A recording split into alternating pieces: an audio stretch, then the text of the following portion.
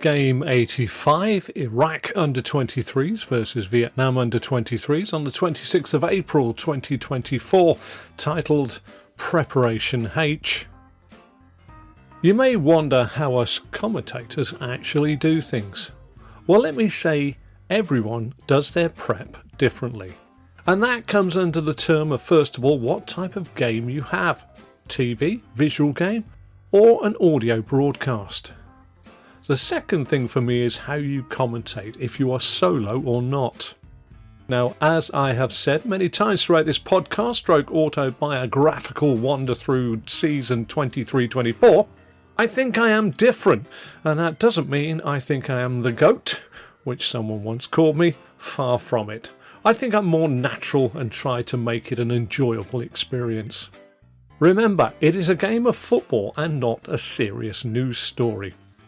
Anyway, a glance at the prep of other commentators will show there is a thinly veiled core to our prep, but with a massive deviation for each commentator and their style. So today's game is Iraq under-23s versus Vietnam under-23s on the TV, so to speak, and it's a 90-minute or more solo commentary. So where do I start? Well, I take a historical look at previous under-23 tournaments, and as you can imagine, for the GB, this isn't a tournament with bags of history to look up. But I find out the country's respective records and make note of their records, i.e. how far they've been in the tournament and if they've won it or any notable stories or scores. The best website is the AFC's own website, and I've noticed that they have pictorial evidence of their squads. Bing bloody oh. Why the joy? Well, player recognition is paramount for commentators, believe it or not, and via a TV screen, which in this case, in our booth, is no more than a 27-inch screen, a player is going to be the size of an ant for the majority of the game unless a replay or a close-up happens to aid you. Now, think on, these players are not familiar faces to us. All 22 at the start, and the substitutes are all new faces. Just think on, your local BBC commentator or even mainstream TV commentators generally know one side inside out, or there are players everybody knows or recognises in the opposition. Today's Iraqis and Vietnamese players are completely new to me. It may sound a little moany, but think on, I will be, from the first second, expected to call them perfectly and from distance. Adding to the fact their respective names are pretty hard to pronounce, more of that later, and their parent clubs can also be alien too. So bearing in mind the way forward for me is to talk about the game evolving and match situations. I cannot be done spouting out some facts about a right-footed under-23 international player whose only senior appearance for his club was at left back. But as is my wont, I have digressed. Remember, Bing bloody oh? I usually carry a template of a pitch with me on A4 paper, to which I normally write the teams out in formation in different pen colours to see the player matchups on the pitch. Downside to this is when the team sheets come out, I have to do it twice, simply because they may switch ends, meaning on my paper, which is quickly becoming the most important point for start and reference, if the team in blue ink has the keeper to my left and attack to the right, they may simply go the other way after the toss, leave me no time to change it. In general, I can live with this on most games, but today's offering leaves it a little chancy, especially as formations are in the lap of the gods for previous encounters. Check 3 websites and get 3 different formations, not to mention some names are changed. What do I mean? Well, one player, especially those not familiar to myself, can be many variations of the same name. Ulsan from Korea, their keeper's name is Jo Hyun-woo. On the website, he's referred to Joe. On his shirt, he has Hyun-woo. And as you can imagine, Joe is a popular name in Korea, so is it the right Joe in that position on the website? So do I call him Joe or Hyun-woo? I decide on the latter, as it is his shirt name. But shirt name information arrives only 1 hour before kickoff, meaning prep and team news and players become pressing in the hour before the match starts. Apart from the obvious, and it has been noted in the past when I did a Korean team versus a Vietnamese team in the AFC Champions League, I was actually congratulated on my performance but then told my tonal pronunciation was a little out. That means it can be tricky, although I did take that comment as a plus point. But Vietnamese is so difficult. A lot of other countries' names you can phonetically get through, but not Vietnamese names. Take one name, Nguyen. Vietnamese is tonal and English isn't. so it looks like Nguyen to an English commentator. And it isn't pronounced that way. So I ask, who is the audience, who are the bosses, and therein lies the nub of the dilemma.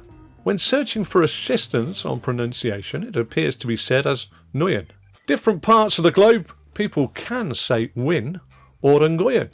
So exactly who am I talking to on this broadcast?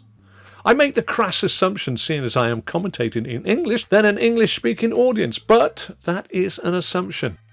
Now, as you can imagine, this is just one word and the vowels in Vietnamese are different sounding to English. There are a lot that do not sound as they look, and based on the fact that Nguyen is the last name of around 40% of Vietnamese people, I'm going to need their forenames to help me out when calling this game.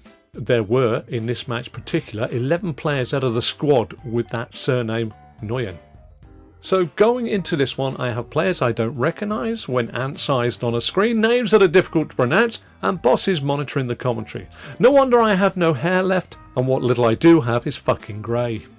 But I do have pictures, and I think about using this excellent newfound player recognition assistance tool. Normally, for senior matches, we are not afforded squad pictures of any size to assist us, but we will have 100 seconds of a Vietnamese person saying the names as fast as fuck. So today I have devised a new system using cut, copy and paste and paint off those Microsoft packages. I stick all the players' heads in their positions on paint, and then I can move them around as the formation information is usually guesswork by the websites. Thankfully it works okay, and with fingers crossed my efforts at sorting out the names will be okay. There is a lot of pressure, and I'm not enrolling in a Vietnamese language course for maybe 3 matches a season, and an unknown audience. Wow, I haven't even got to the studios and the match, so please think of us commentators. It isn't easy. I still remember Hugh Johns of yesteryear calling Steve Coppell Steve Capel. So in a nutshell, today's game is going to be a tough assignment. And have you noticed I haven't even referenced the Iraqi under-23 names or what they actually look like? There are unusual traits to look for recognition, boot colours, hairstyles, but alas, with ant-sized persons on a TV monitor, this again is a tad difficult. Let's say you can tell a cane from a Foden just on body shape and sight, but that's because we've all watched them many, many times. I'll be clapping my eyes on them for the first time in the warm-up, and they always wear training gear, not numbered shirts. Our monitors, or broadcast images, are not always in high definition, so sometimes players' numbers are no more than a blur. So all in all, I have some leniency when watching or listening to commentators. My journey in is okay. It's a stroll for this mid-afternoon kickoff. No getting up early, no fight for a seat, and players' names on repeat in my lug holes. Invariably whittling those 24 names down from ones that sound the same all the time when replayed, and those that, no matter how many times I listen to, never quite sound the same from one play to another. Those players go into the mind as the hat-trick scorers, or the sending off members, or just players having a worldy game. No doubt they'll be all over the game just for me. At Gold Hook Road, I get on the bus for those 3 knee-saving stops, but as I enter the bus and head for the wide open standing space, I realise quickly why it is vacant. The gent stood up appears to have last seen a bath or a shower some many, many moons ago, and sadly he stinks. It actually makes me gag as I close in on the space. I'm only going to be on the bus no more than 3 minutes, but this is overpowering. I look at him and wonder where things have gone so wrong for him whilst pondering how to breathe, i.e. through the nose or the mouth, or maybe not at all. On a sunny day, looking at this gent makes me feel bad for moaning about my groany knees. He is possibly wondering where his next meal is coming from, let alone his next bath. I get off the bus and breathe, cross at the crossing, and as I move away from the crossing, hear a loud beep from a car horn, and turn around to find someone who was too lazy to walk the 10 or 20 yards to the crossing, crossing the road in traffic, not giving a stuff to the cars and vans using the very busy road. The man is stood staring into the car that has just beeped him as if to say, "Can you not see I am crossing?" Whilst the irate driver is basically gesturing to him, there is a zebra crossing not a few yards away. Why didn't you use it?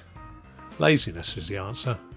Happens everywhere, and I too am guilty of occasionally doing it, but not on busy roads like this one. I make it to the studios and I take note of the world as it goes about its business.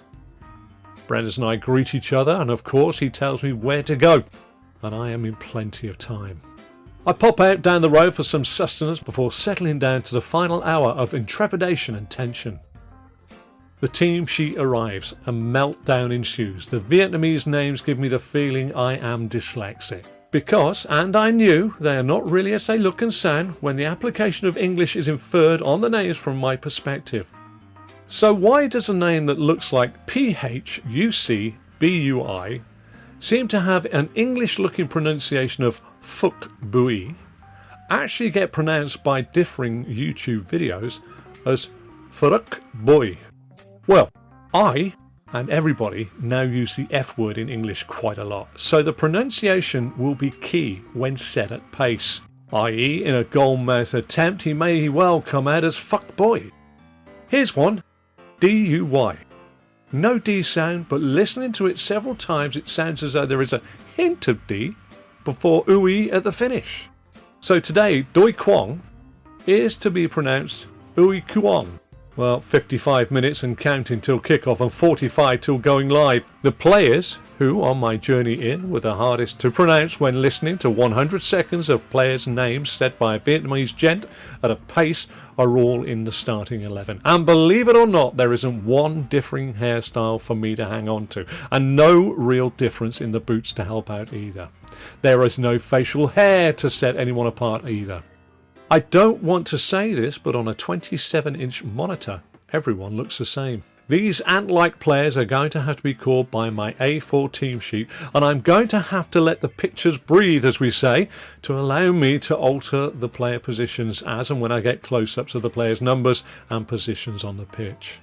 Centre halves, left or right, midfielders, and whichever manager started the fucking rotation of positions, you can fuck right off now. This is the last quarter-final to be played in this tournament, and it sees the winners play Japan under-23s in the semi-final. Iraq are favourites and Vietnam are decent but underdogs effectively. It is not a footballing feast and actually gets settled by a converted penalty by Ali Jassim for Iraq to go through. But oh my, the penalty award is by the letter of the law a penalty. But it was a good job I wasn't playing. Nihab Mohammed has a hope of scoring a goal. He's chasing a high bouncing ball inside the Vietnamese penalty area. Nihad and the keeper are converging on the ball as it drops. Nihad, with the outside of his right boot, contacts the ball and takes it further away from the goal before the keeper, and this is a description of what happens, puts both hands up expecting the ball to bounce up. And those hands stroke, yes, brush, nay slide on the shoulder. It's more of a brushing off of some food from the shirt motion. No force in it at all. It is a gentle brush of the shoulder. Before Nihad senses the briefest touches and then thrusts himself to the floor. Did it prevent a goal scoring opportunity? No, it's gone out for a goal kick. Was there sufficient impact to cause a collapse? No. Did the keeper brush his shoulder? Yes. VAR asks the referee to look at it and lo and behold awards a penalty. Ali Jassim strokes it home. Oh, the irony of the word stroke. Now at this point, when I was a kid and I was crying, my parents, who knew I was grizzling more than crying because I hadn't got my own way, would often say, if you don't stop crying, I'll give you something to cry about. Well, if I was playing, Nihab would have been given something to fall over for. It was an awful interpretation of the law which saw Vietnam go out. I'm angry for them and equally happy there would be no more Vietnamese sides names for me to commentate on in the tournament. Every cloud and all that. On the way out of the door, Brenners and myself bemoan where football and VAR finds itself. Did the keeper touch him? Yes, of course he did. And the pictorial evidence supports that. Did it stop Nihad? Not a jot. Could he have carried on? Yes, of course he could. No, his touch had put it out for a goal kick and carried the ball away from the goal. And by the way, he was running away from the goal inside the 6-yard box. No, Nihad felt the touch and thrust himself forwards because the law allows him to. Common sense should have been applied. But as someone once said to me, common sense isn't so common. And why make a decision when others can take that responsibility? I mooch back to Marylebone, grab a coffee and board the train home. I think about the prep and how I do it to how others do theirs. You can do piles and piles of prep. As I get off the train in Kidlington at Oxford Parkway, I bump into Harry.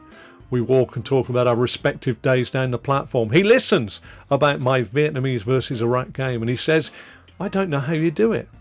I simply reply, it's all about the preparation, H.